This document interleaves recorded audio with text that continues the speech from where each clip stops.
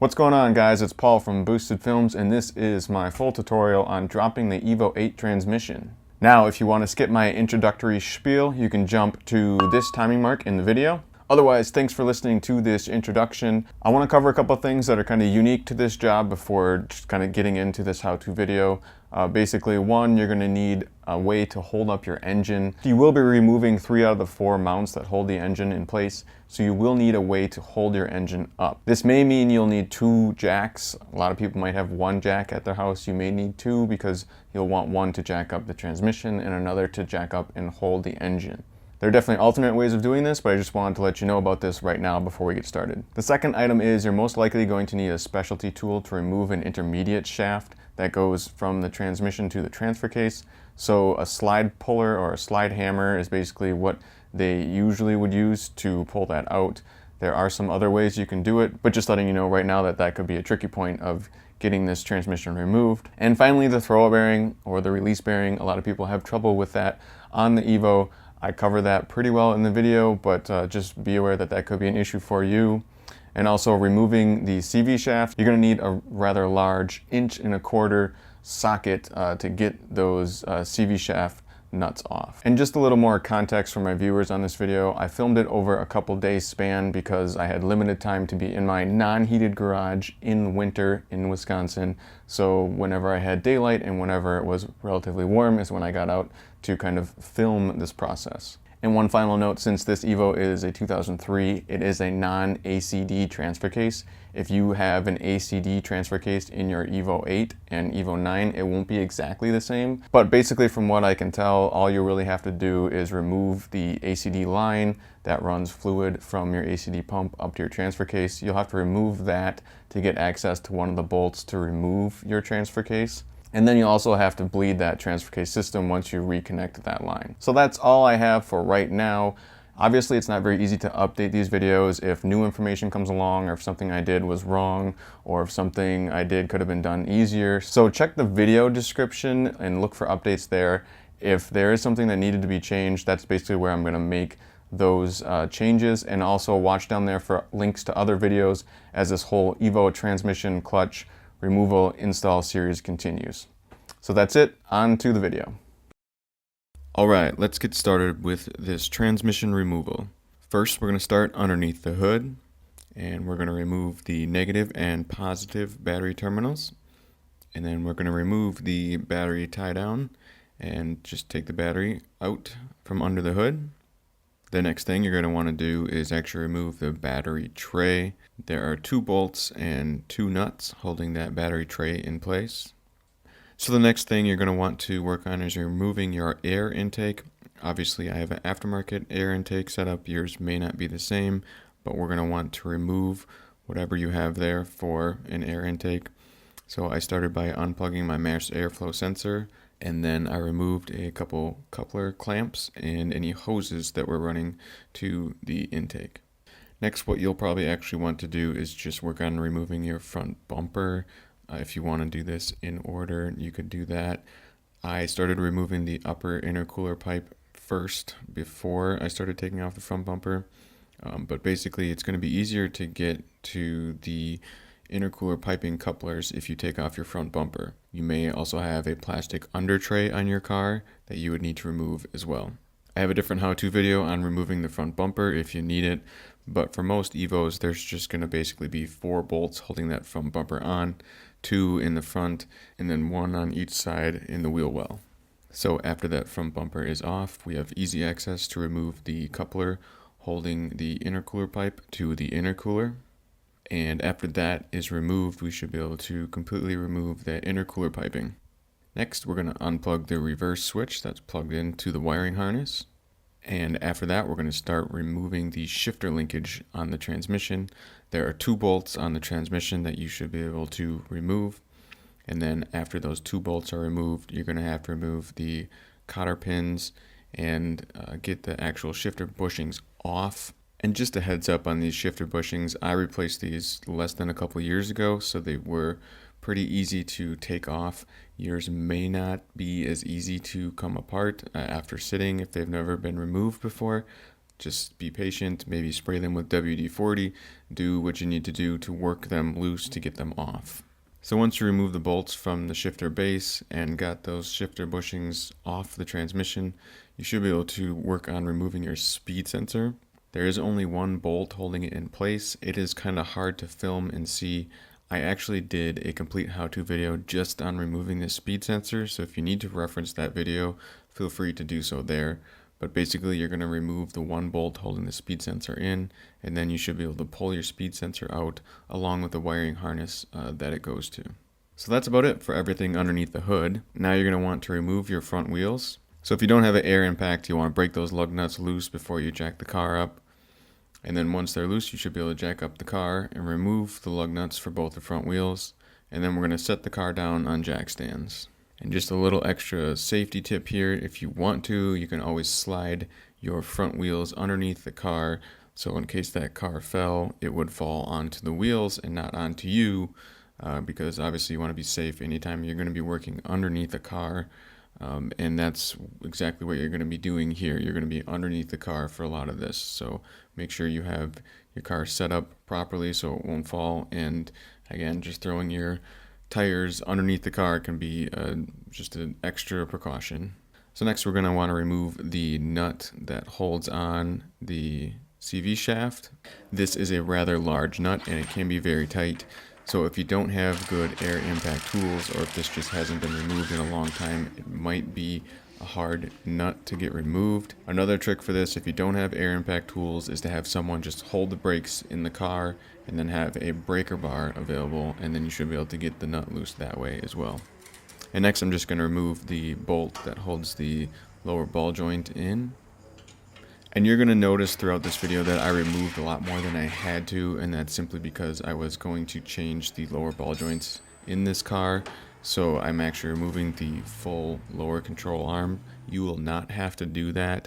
You should only have to pop out the lower ball joint and possibly that sway bar link, I believe, and then you should be able to have access to get that CV shaft out. But again, I've done a lot more. Basically what you're really just trying to do is just get that CV shaft out. That should be really the only thing you'll have to do here. And then be careful once you do have the CV shafts ready to come out. Don't just grab them with your hands and try to yank them out. That's not going to work. You're going to have to use a pry bar of some sort or something else to get these out. There's basically a snap ring in there that you need to get to come loose. So what I did for the driver's side is I used a pry bar, as you can see here.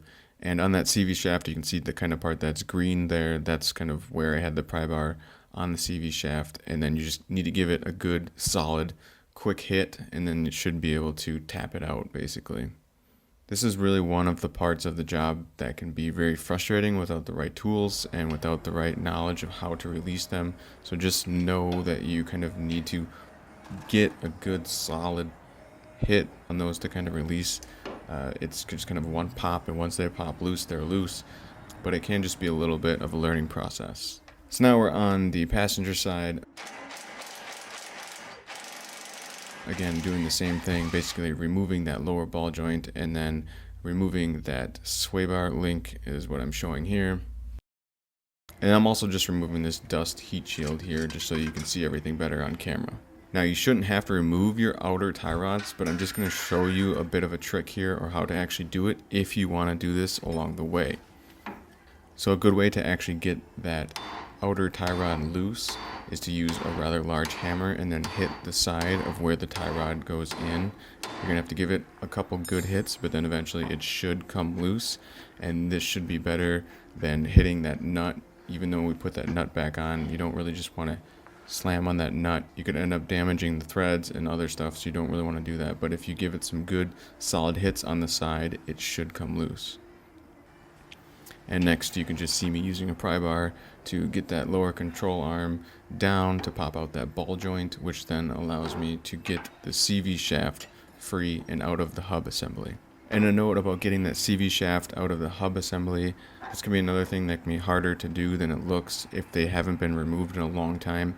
You might want to use a piece of wood or something to like hit against that CV shaft and kind of push it out if it seems stuck in place. Next, I'm showing the passenger CV shaft.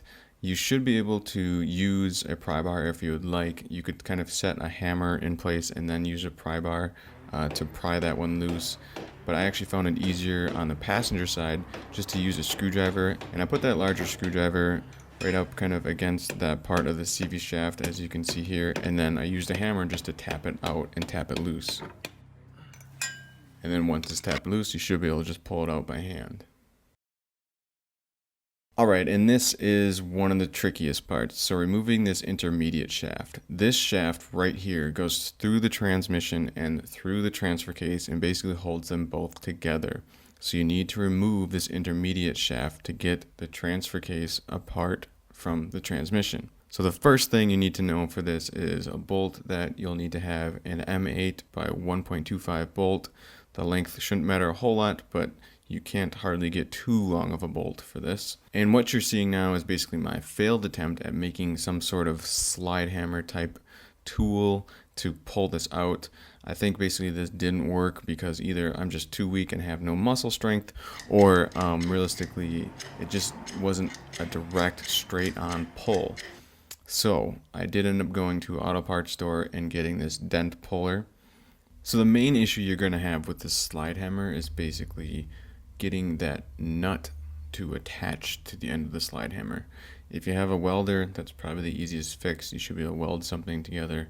I didn't, so basically what I ended up doing was making this rig to go from metric to American. So I basically had to make this thing myself that would allow me to thread a nut into the slide hammer end and then thread the bolt into the other end of the intermediate shaft. And it was kind of a pain in the butt, but this is what worked for me. And you can actually rent a slide hammer tool from an auto parts store. I'm not sure how much they cost or if you'd be able to do something a little bit easier with that. Basically, I just bought this dent puller from an auto parts store for less than 20 bucks just so I'd actually have the tool. But it's entirely up to you how you want to do this. I've also got some advice that what you could do, and what I didn't really think of, is if you have a chain available, you could basically just put that bolt through the chain, and then you should be able to give that chain a good pull, and then that should actually pull the intermediate shaft out as well. But it's a tricky thing to do. Again, be patient, be ready to buy more tools if needed. Next, we'll move on to the lower cross-member brace. There are 3 bolts holding this brace on, and then it also is where the front motor mount bolts on. So what I'm going to do first is just loosen up the 3 bolts that hold that cross brace in, 2 in the front here, and then the 1 in the rear. And after they have been loosened up, I'm going to move to that front motor mount.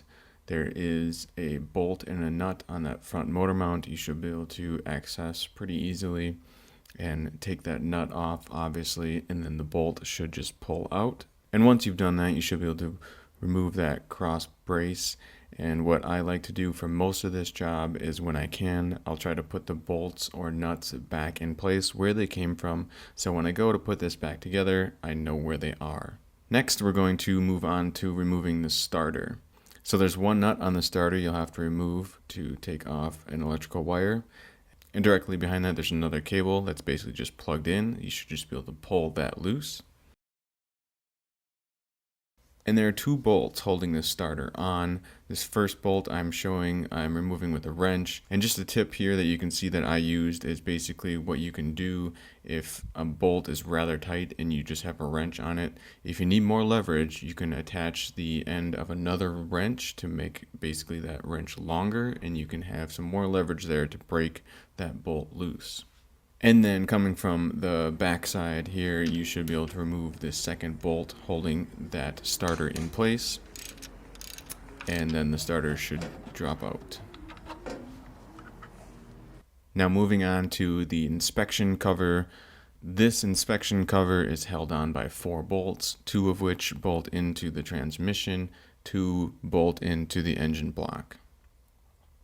So obviously you just remove those 4 bolts and that inspection cover should come loose. Next, we're just going to drain some fluid. So here is the drain plug for the transmission. We're going to pull that and drain our transmission fluid. And then after that, we're going to drain the fluid from the transfer case.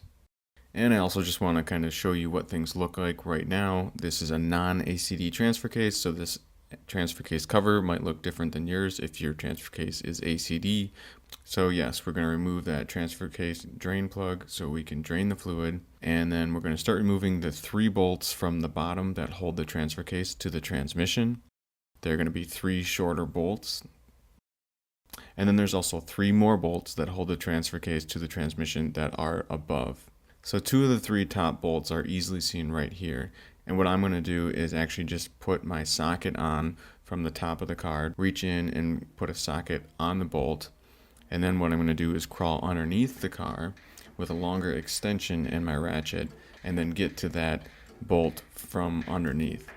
You're going to basically end up removing these 3 bolts from underneath the car. So there are these 2 shorter bolts here, and then there's 1 longer bolt that you can't quite see on camera that we're going to get to. And this, from this angle, you can actually see where this 3rd bolt is right here. And now again, I've put the socket on the bolt so you can see where that bolt is.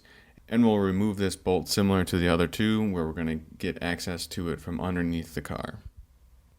And as you can see, this is a longer bolt than the others. And then after that, your transfer case should be free to get removed and slid away from the transmission. Realistically, since we're just doing a clutch on this EVO, we don't need to entirely remove our transfer case. If you need to remove yours to get rebuilt or anything else, you're going to have to do a bit more to get your transfer case out. But for the purpose of just doing a clutch on an EVO, you should be able to use a pry bar, separate that transfer case from the transmission, and then just leave it sit there. You should just be able to kind of set it aside while you kind of continue to work on the transmission.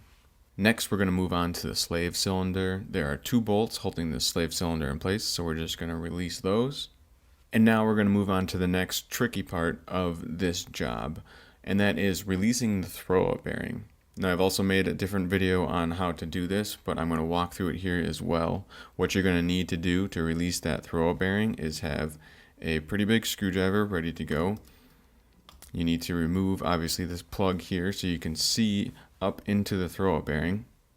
So I was able to film this pretty well for as hard as it can be to film, but as you can see, the screwdriver here, you're going to place it between the throw-up bearing and kind of this metal piece of the collar here. You're going to slide that screwdriver up, push it in between that little thin metal piece here in the throw-up bearing, and then while doing that, what you need to do is push that clutch fork, as I'm showing here, to put pressure kind of on that throw-up bearing. And what that's going to do is it's going to allow you to twist the screwdriver, which is going to release the clip to release the throw-up bearing. And as you can see here, this is what the throw-up bearing will look like when it's released. I know it sounds kind of complicated, but if you need more help on this, check the video description. I'm going to have another informative video about how to actually release that throw-up bearing if you're having any issues with that. So now we can finally start removing the bolts that hold the transmission to the engine. So this first bolt we're going to remove is basically right above where the starter is. And the next 2 bolts we're going to want to remove are towards the top of the engine. And you're going to have to remove some wiring harness and get some wiring out of the way to get access to those bolts. But then you should be able to remove those 2 other bolts holding the transmission to the engine. And now if you're paying a lot of attention, you can see that this is actually before I removed the transfer case, because I was confused myself thinking that this bolt held the transfer case on, but this other bolt does not hold the transfer case on. This is a bolt that holds the transmission to the engine. It's a little bit tight to get to, but you should be able to get a wrench on it, break it loose, and then you'll have to work back and forth a little bit to get that bolt loose. So once you removed all the bolts that hold the engine to the transmission, we're going to move to the rear motor mount. And I feel like a broken record here saying this is another tricky part, but this is another tricky part. Removing this rear motor mount can be a pain. But obviously the first thing you need to do is just remove that nut that holds that longer bolt in place, and then you should be able to just slide that long bolt out. And what I'm going to do, just to give you a better visual here, is show you the transmission after it was out of the car. And this is the rear motor mount that we need to remove, and there are 2 bolts specifically that need to be removed from this motor mount. So the top one that you see here, the one obviously towards the top, that can be removed with a wrench. Believe it or not, you can get at it from the top of the car, from under the hood, with a wrench. It will be tight, but you should be able to do it. The bottom one, what I ended up doing was basically using a swivel socket and an extension, as you can see here, and I was able to sneak up in there to remove that bottom bolt. So we're getting close to where we're going to need some support here. So as you can see, I have 2 jack stands available, one to raise and lower the transmission, another to basically hold up the engine. Now obviously, since we're removing basically 3 out of the 4 engine mounts, you just need a way to hold the engine up and keep it from just kind of hanging down. There are multiple ways you can do it, but what I ended up doing was basically getting some blocks of wood and using my second jack, and then just using that to put a little pressure on it, just using something to hold that engine in place while we try to remove the transmission. And you want the blocks of wood here or something just to kind of evenly dispense that pressure. You don't want to end up denting your oil pan or anything. So finally, we can remove basically that top transmission mount on the driver's side of the car. You'll remove that longer bolt, obviously, and then what you can do is use a jack to raise the transmission up or down a little bit, and then that bolt should just pop out, that longer bolt that holds the transmission mounts together. And then there are the 4 nuts that you're going to have to remove. Those nuts might come out with the studs, as 3 out of the 4 of mine did, as you can see here. Now don't make the same mistake I did. For whatever reason, I just kind of thought this would just drop out with this motor mount loose, so I started pulling the transmission back away from the engine before I took that motor mount out, and that was a mistake. I realized I use motor mount and transmission mount interchangeably here, but obviously you know what mount I'm talking about. But try to remove this mount completely before you pull your transmission back away from the engine. It's going to be easier to remove basically with the transmission closer to the engine, because it was harder for me to get loose basically because I had pulled the transmission kind of towards the frame rail, and then I just kind of pinched it in there a little bit. So just a tip for you, and just letting you know kind of where I made a mistake along the way here. Now, once all those motor mounts have been removed, you should be able to basically lift that transmission, pull it away from the engine, and that's going to kind of be step 1 of getting the transmission free. You need to lift it up, pull it away from the engine. And another tricky part about this job is when you leave the lower subframe in, it's just really in the way of the transmission kind of falling out of place. So what you end up doing is kind of pulling the transmission forward towards the front of the car to kind of get it loose, and just to kind of clear the frame, because it won't just drop straight down. You need to actually bring it forward towards the front of the car and down. But again, just watch for it catching on that lower part of the frame. Be patient, take your time. If you have someone else to help you, obviously that can be very beneficial. Try to get someone else that can help you to give you an extra hand lifting this transmission as you lift it up away from the engine and kind of towards the front of the car. That should help you get this loose. And that's about it. Basically, once you have it free, you should be able to slide it out. Again, it looks a lot easier in mine because the bumper's off. Taking the front bumper off makes it easier to get that transmission out. Me taking that whole lower control arm out also made it easier to slide the transmission out of place. So that's it. Your transmission is finally out. Hooray. You're happy. You can take a look at your clutch. Hopefully the clutch looks okay, or maybe you're taking your transmission out because you're putting a new clutch in. But we're going to cover that in a different video. I just really kind of wanted to cover removing this transmission while it was fresh in my mind and make this video. I plan on doing at least one more video that would include the install and covering more stuff about removing the clutch fork, removing your throw bearing, changing your actual clutch, stuff like that. So as always, check out the Boosted Films YouTube channel for more information. If you have any questions, comments, please leave them in the comment section down below. Hopefully we can continue the discussion, and everyone that does work like this can add their own advice, add some input to it as well. So as always, this is Paul from Boosted Films, and thanks so much for watching.